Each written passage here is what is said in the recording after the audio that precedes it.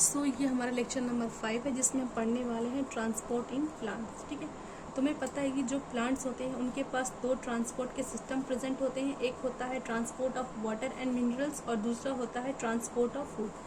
तो हम लिख सकते हैं यहाँ पे ट्रांसपोर्ट ऑफ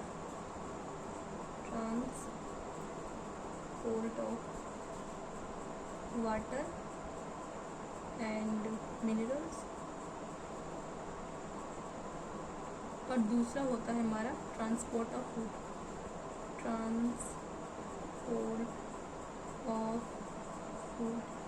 ठीक है, अब ये जो transport of water and minerals होता है वो किसके थ्रू होता है? ये होता है जाइलम के थ्रू। एंड ये जो ट्रांसपोर्ट ऑफ फूड है वो होता है हमारे फ्लोएम के through.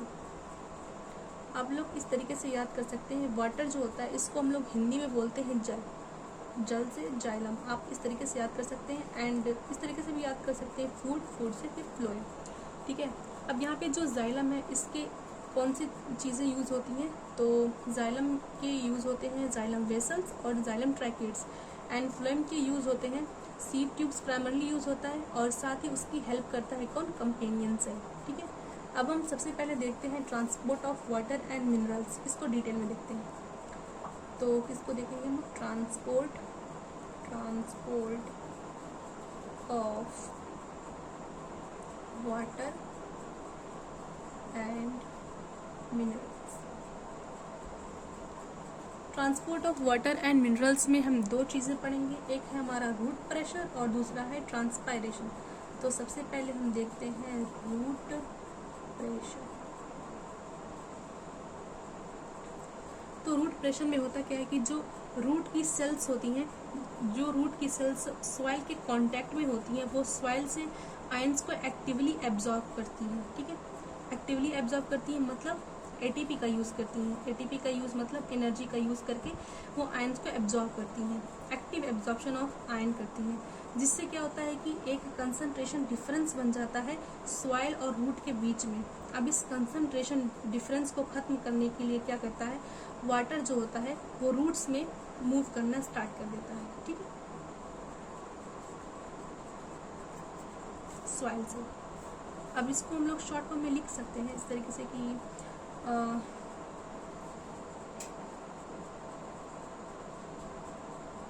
at roots cell in contact with the soil actively take up ions। क्या मतलब कि जो रूट की सेल्स कांटेक्ट में होती हैं सॉइल के वो एक्टिवली एब्जॉर्ब करती हैं आयंस का, जिससे क्या होता है एक कंसंट्रेशन डिफरेंस बन जाता है। कंसंट्रेशन डिफरेंस बनता है किसके बीच में? Between root and soil. अब इस कंसंट्रेशन डिफरेंस को खत्म करने के लिए क्या करता है, water move into root from soil. ठीक है, तो ये हमारा कंप्लीट होता है रूट प्रेशर। और एक बात और कि रूट प्रेशर जो है वो मोस्टली नाइट के टाइम पे वर्क करता है और जो रूट प्रेशर है इसका यूज़ किया जाता है शॉर्ट डिस्टेंस के ट्रांसपोर्ट के लिए। शॉर्ट डिस्टेंस ट्रांसपोर्ट के लिए इट इज़ इम्पॉर्टेंट पॉइंट। इसका किसके लिए यूज़ होता है? शॉर्ट डिस्टेंस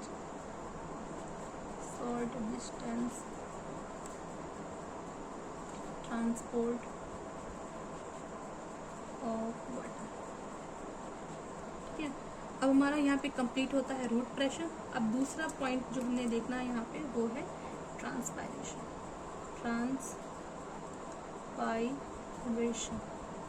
ठीक है, तो ट्रांसपायरेशन होता क्या है? ट्रांसपायरेशन होता है loss of water in the form of water vapours from aerial part of the plants. यानी कि जो वाटर होता है उसका लॉस होता है वाटर वेपर्स के फॉर्म में from aerial part of plants. ठीक है, हमने ट्रांसपायरेशन की डेफिनेशन देख ली। अब हमें देखना है कि जब एवापोरेशन होगा वाटर मॉलिक्यूल्स का फ्रॉम स्टोमेटा तो इससे क्या होगा, एक सक्शन क्रिएट होगा। अब ये सक्शन क्या करेगा, वाटर को पुल करेगा from xylem cells of root. और जो ट्रांसपायरेशन है इसका हम इसकी हेल्प से हम लोग टेम्परेचर को रेगुलेट भी करते हैं, ठीक है। और जो ट्रांसपायरेशन है वो मेनली डे के टाइम पे वर्क करता है, और ट्रांसपायरेशन का यूज़ किया जाता है long distance transport of water के लिए, ठीक है। तो हम शॉर्ट फॉर्म में इसको भी लिख सकते हैं कि ये क्या होता है, loss of water in the form of water vapour from aerial part of the plant. और यहाँ पे क्या होगा, इवेपोरेशन होगा जब वाटर मॉलिक्यूल का फ्रॉम स्टोमेटा, जिससे क्या होगा, एक सक्शन क्रिएट होगा, और इससे क्या होगा कि जो वाटर है वो जाइलम सेल्स ऑफ रूट है उनसे कूल हो जाएगा। और इसका काम किया जाता है, इसका क्या वर्क होता है, ये हेल्प करता है इन टेम्परेचर रेगुलेशन। और ये कब देखा जाता है, डे टाइम पे। और ये करता है वाटर को ट्रांसपोर्ट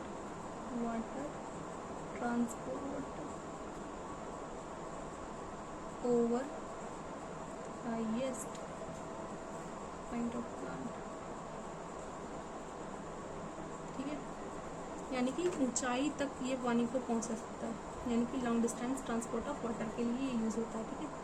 तो हमने देख लिया transport of water and minerals हमारा यहाँ पे कंप्लीट हो गया। अब हम देखते हैं ट्रांसपोर्ट ऑफ फूड।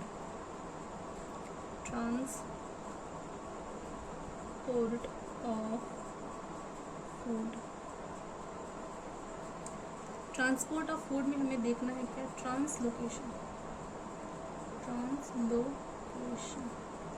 ट्रांसलोकेशन में क्या होता है, फूड का ट्रांसपोर्टेशन होता है, और यहाँ पे एनर्जी का यूटिलाइजेशन होता है, यानी कि एनर्जी का यूज़ किया जाता है। ये एक एक्टिव प्रोसेस है, ठीक है। अब जैसे मटेरियल जैसे कि हमारा सुक्रोज हो गया, इसको ट्रांसफ़र किया जाता है फ्लोएम टिश्यू में एनर्जी का यूज़ करके, जिससे क्या होता है कि ऑस्मोटिक प्रेशर जो है वो इंक्रीज कर जाता है और वाटर उसके अंदर मूव करता है। और इससे क्या होता है कि जो फ्लोएम होता है वो मटेरियल्स को मूव करता है according to the plant needs, ठीक है। तो इसको हम शॉर्ट फॉर्म में लिख भी सकते हैं कि क्या ये एक एक्टिव प्रोसेस है।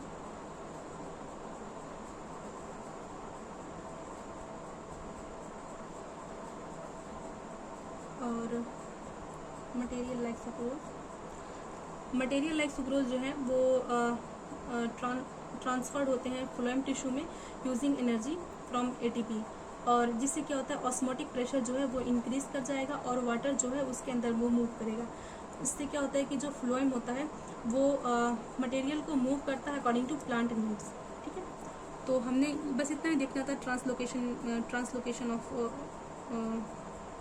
फूड में,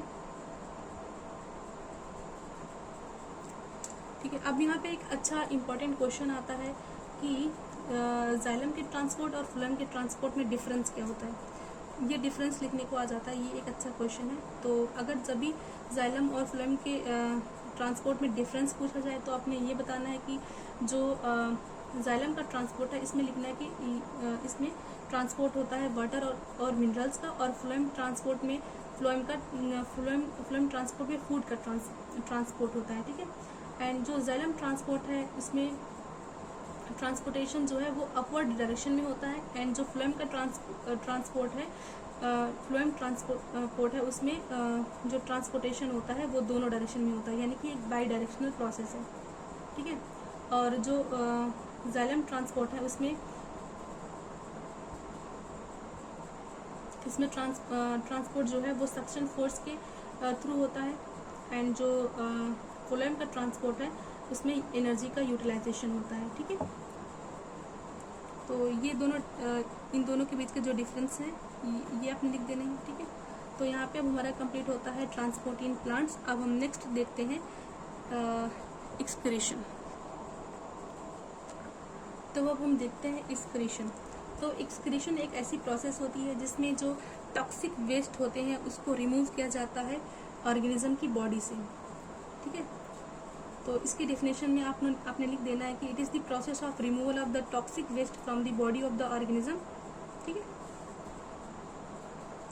अब जो स्क्रीटरी सिस्टम होता है ह्यूमन स्क्रीटरी सिस्टम में कौन कौन से ऑर्गन्स आते हैं, तो वो किडनी आ गया, और यहाँ पे हमारा होता है ureter, urinary bladder and urethra, ठीक है।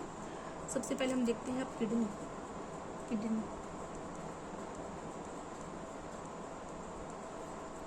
किडनी जो होता है वो बीन शेप होता है, बीन शेप, और एक नॉर्मल ह्यूमन के अंदर पेयर ऑफ किडनी प्रेजेंट होती है, एक पेयर प्रेजेंट होता है यहाँ पे।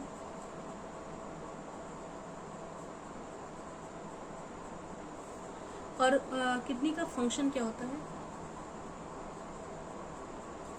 किडनी का फंक्शन होता है कि जो हमारा ब्लड है, हमारी बॉडी में जो ब्लड है उसको फिल्टर करना, और वो ब्लड को फिल्टर कर रही क्यों? क्योंकि उसे ब्लड को क्लीन करना है, और वहाँ से जो अनवांटेड सब्सटेंसेस प्रेजेंट है उसमें उसको निकालना है, ठीक है।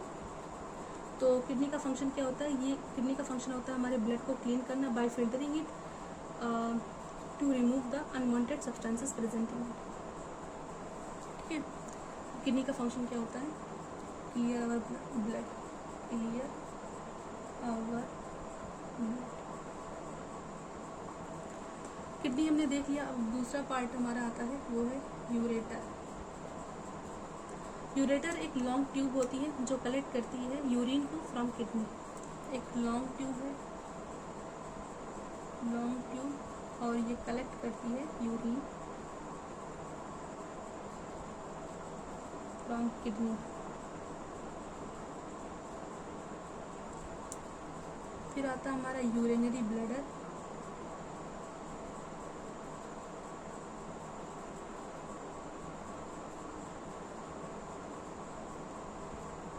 यूरिनरी ब्लैडर का काम क्या होता है? ये यूरिन को स्टोर करता है, ठीक है, यूरिन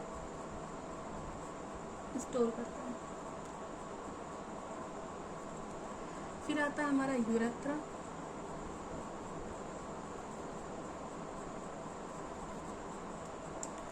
यूरेथ्रा का काम क्या होता है कि जो कलेक्टेड यूरिन होता है उसको वो रिमूव कराता है फ्रॉम बॉडी।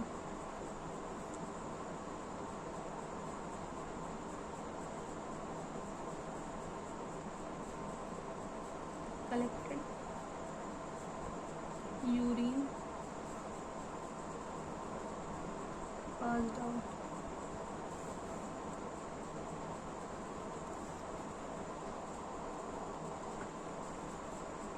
तो हमने देख लिया कि एक्सक्रीशन की प्रोसेस क्या होती है। एक्सक्रीशन एक ऐसी प्रोसेस होती है जिसमें जो बॉडी के टॉक्सिक वेस्ट्स होते हैं उनको रिमूव किया जाता है। एंड ह्यूमन एक्सक्रीटरी सिस्टम में आती है हमारी kidney, ureter, urinary bladder and urethra. And kidney जो है वो एक बीन शेप्ड ऑर्गन है, और एक पेयर प्रेजेंट होता है इसका एक नॉर्मल ह्यूमन में, और इसका फंक्शन होता है हमारे ब्लड को क्लियर करना, और इसमें जो अनवांटेड सब्सटेंसेस हैं उनको रिमूव कराना, ठीक है। एंड जो यूरेटर होता है वो एक लॉन्ग ट्यूब होता है, और ये यूरिन को कलेक्ट करता है फ्रॉम किडनी। एंड जो यूरिनरी ब्लैडर है वो यूरिन को स्टोर करता है। एंड यूरेथ्रा जो है, जो कलेक्टेड यूरिन होता है वो यूरेथ्रा के थ्रू ही पास होता है, ठीक है। अब हम देखते हैं filtration unit of kidney. Filtration unit of kidney बोले तो नेफ्रॉन, ठीक है। नेफ्रॉन के बारे में हम देखने वाले हैं। तो एक किडनी में मिलियंस ऑफ नेफ्रॉन प्रेजेंट होते हैं, ठीक है। तो अब हम देखते हैं नेफ्रॉन्स को। नेफ्रॉन्स, और इनको क्या बोला जाता है? Filtration unit of kidney. ये एक इम्पॉर्टेंट पॉइंट है, फिल्ट्रेशन यूनिट ऑफ किडनी। अब जो नेफ्रॉन होता है उसके पास एक कप शेप स्ट्रक्चर प्रेजेंट होता है, और वो स्ट्रक्चर जो है वो अपर एंड पे प्रेजेंट होता है, जिसको हम लोग बोलते हैं Bowman's capsule. Bowman's capsule, Bowman's capsule. Bowman's capsule जो है वो एक कप शेप स्ट्रक्चर है, कप शेप, और वो प्रेजेंट कहाँ होता है, अपर एंड। नेफ्रॉन के अपर एंड में प्रेजेंट होता है एक कप शेप स्ट्रक्चर जिसको हम लोग बोलते हैं बोमेन्स कैप्सूल। अब जो बोमेन्स कैप्सूल है इसके अंदर bundle of blood capillaries present होती हैं जिनको हम लोग बोलते हैं क्या, ग्लोमेरुलस, ग्लोमेरुलस,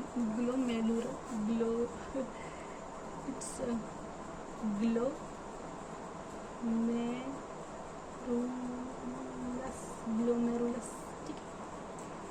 तो ग्लोमेरुलस क्या होता है, बंडल ऑफ ब्लड कैपिलरीज होती हैं, blood capillaries, bundle of blood capillaries जो कि प्रेजेंट होती हैं बोमेन्स कैप्सूल में।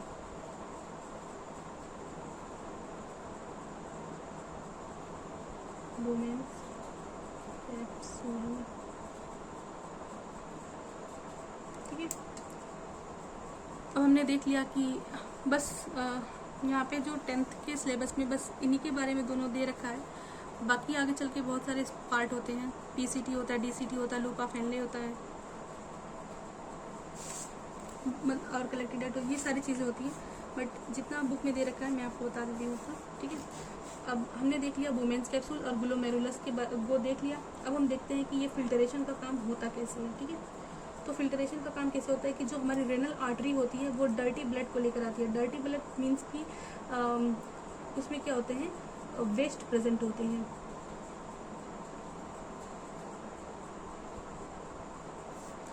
वेस्ट में मतलब यूरिया उसमें प्रेजेंट होता है। अब ये जो रेनल आर्टरीज जो डर्टी ब्लड लेकर आई हैं वो डर्टी ब्लड पास होगा किसमें, ग्लोमेरुलस से पास होगा। अब ग्लोमेरुलस क्या काम करेगा, ग्लोमेरुलस उस ब्लड को फिल्टर कर देगा, ठीक है। अब ये फिल्टरेट क्या होता है, ये फिल्टरेट पास हो जाएगा ट्यूबुलर पार्ट ऑफ नेफ्रॉन में, जहाँ पे सिलेक्टिव रीअब्जॉर्प्शन होता है यूजफुल सब्सटेंसेस का, ठीक है। अब हम इसको अच्छे से लिख देते हैं फिर समझते हैं कैसे क्या होता है। तो जो हमारी रेनल आर्टरीज होती हैं, रेनल आर्टरी वो ब्रिंग करती है क्या, डर्टी ब्लड लेकर आती है जिसके अंदर क्या प्रेजेंट होता है, यूरिया प्रेजेंट होता है। अब ये डर्टी ब्लड किस में पास होता है, ग्लोमेरुलस में पास होता है। फिर ये ग्लोमेरुलस क्या करता है कि जो ब्लड आ रहा है उसको फिल्टर कर देता है, ठीक है, ब्लड को फिल्टर कर देगा। अब ये जो फिल्टरेट है वो कहाँ पे पास होगा, ट्यूबुलर पार्ट ऑफ नेफ्रॉन में, ट्यूबुलर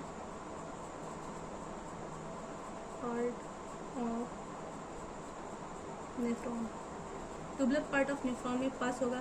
फिर यहाँ पर क्या होता है, सेलेक्टिव रीअब्जॉर्प्शन होता है, किसका सेलेक्टिव रीअब्जॉर्प्शन होता है यूजफुल सब्सटेंसेस का, जैसे हो गया हमारा glucose, amino acid, salt, water, इनका रीअब्जॉर्प्शन होगा और जो बाकी का फिल्टरेट बनेगा वो क्या बन जाएगा, यूरिन बन जाएगा,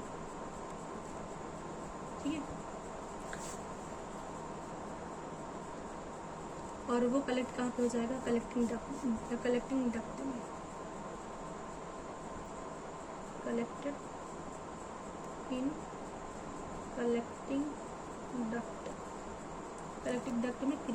कलेक्ट हो जाएगा। फिर क्या होता है कि कलेक्टिंग डक्ट से यूरिन जो है वो यूरेटर में पास होगा और फिर यूरेटर से यूरिन पास होगा यूरिनरी ब्लैडर में, जहाँ पे वो कुछ टाइम के लिए स्टोर रहेगा, फिर अल्टीमेटली उसको बॉडी से रिमूव कर दिया जाएगा, ठीक है। अब हमारा यहाँ पे कंप्लीट होता है part excretion in human being का। आपको यहाँ पे देख लेना है डायग्राम फ्रॉम द एनसीईआरटी। आप जो किडनी वाला डायग्राम दे रखा है उसको भी देख लेना अच्छे से, एंड जो नेफ्रॉन वाला डायग्राम है उसको भी अच्छे से देख लेना। नेफ्रॉन का मैं यहाँ पे एक रफ डायग्राम बना ही देती हूँ, ठीक है। तो मतलब मुझे डायग्राम उतना अच्छा बनाने नहीं आती, बट इसीलिए मैं नहीं बनाती हूँ, बट बना ही देती हूँ, क्या आगे करना है।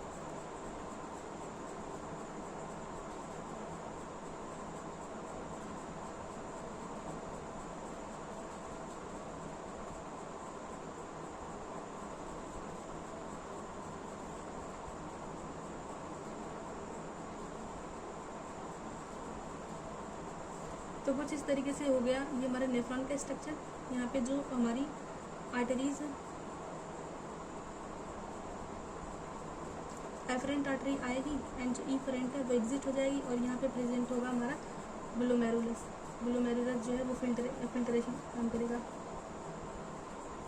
ठीक है, कुछ इस तरीके का स्ट्रक्चर होगा। ये हमारा हो गया Bowman capsule, cup like structure, और इसके अंदर प्रेजेंट है ये गुच्छे कैपिलरीज के, जिसको हम लोग बोलते हैं ग्लोमेरुलस। और ये जो हमारी आर्टरी आ रही है एफरेंट आर्टरी आएगी और जो इफरेंट आर्टरीज है वो जाएंगी यहाँ से। ठीक है, एंड ये हमारा पूरा ट्यूबुलर पार्ट ऑफ नेफ्रॉन हो गया और ये हमारा कलेक्टिंग डक्ट है।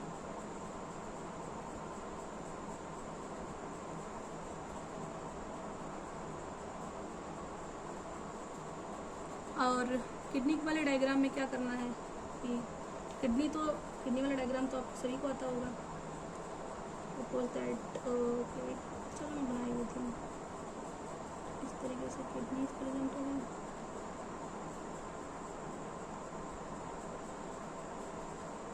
यहाँ से हमारा यूरेटर निकल गया, दिस इज यूरिनरी ब्लैडर, और ये हो गया हमारा यूरेथ्रा। ये किडनी हो गई, ये किडनी हो गई, ये हमारा हो गया यूरेटर, और ये हो गया हमारा ये हो गया हमारा यूरेटर, और ये हो गया हमारा यूरिनरी ब्लैडर, और ये हो गया हमारा यूरेथ्रा। ठीक है, ये हो गया हमारा वेना कावा और ये हो गई हमारी आयोटा। ठीक है, आप लोग एनसीईआरटी से डायग्राम देखिएगा, वो बहुत अच्छे से डायग्राम बनाया गया है, उसमें से आप लोग देख लीजिएगा एंड होपफुली आपको अच्छे से समझ में आ जाएगा, बिकॉज मैंने बहुत ही सिंपल वे में बताया है। आप लोग एक बार डायग्राम देखिएगा, उसकी लेबलिंग देख लीजिएगा, आपको पूरा समझ में आ जाएगा। ठीक है, अब यहाँ पे हमारा ह्यूमन एक्सक्रीशन खत्म हो गया है। अब हम देखते हैं excretion in plant.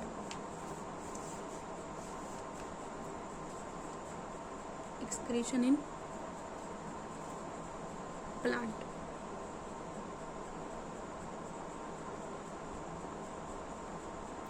Excretion in plants.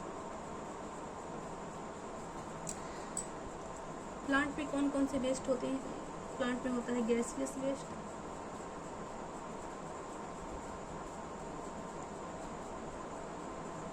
Gaseous waste जो है वो थ्रू स्टोमेटा और रिमूव हो जाता है, और लेंटिसेल्स की हेल्प से भी वो रिमूव हो जाता है। गैसेस वेस्ट जो है वो स्टोमेटा के थ्रू रिमूव हो जाएगा। एंड जो सॉलिड वेस्ट है, प्लांट का जो सॉलिड वेस्ट होता है वो अपनी जो बॉडी हो चुकी लीव्स होती हैं, ओल्ड लीव्स जो कि गिरने वाली होती हैं, उनमें डिपॉजिट कर देता है, फिर वो वहाँ से गिर जाती हैं, यानी कि शेडिंग लीव्स से रिमूव हो जाता है। एंड कुछ जो ओल्ड प्लांट्स होते हैं उसमें जो वेस्ट होता है वो रेजिन्स एंड गम्स के फॉर्म में रिमूव होता है। एंड जो प्लांट की रूट्स होती हैं वो वेस्ट को सराउंडिंग सॉइल में भी रिलीज कर देती हैं। तो यहाँ पे हमारा कंप्लीट हो गया excretion in human being as well as excretion in plant. और हमने स्टार्टिंग में क्या पढ़ा था? स्टार्टिंग में हमने पढ़ा था ट्रांसपोर्ट इन प्लांट्स। तो यहाँ पे हमारा चैप्टर खत्म होता है लाइफ प्रोसेसेस। आई होप कि आपको सब कुछ अच्छे से समझ में आया होगा। एंड अगर समझ में आया है तो आप लोग एनसीईआरटी एक बार और पढ़ लीजिएगा एंड डायग्राम्स अच्छे से देख लीजिएगा और फिर नोट्स भी बना लीजिएगा। एंड फिर हम मिलते हैं अगले वीडियो में। Bye bye and thank you.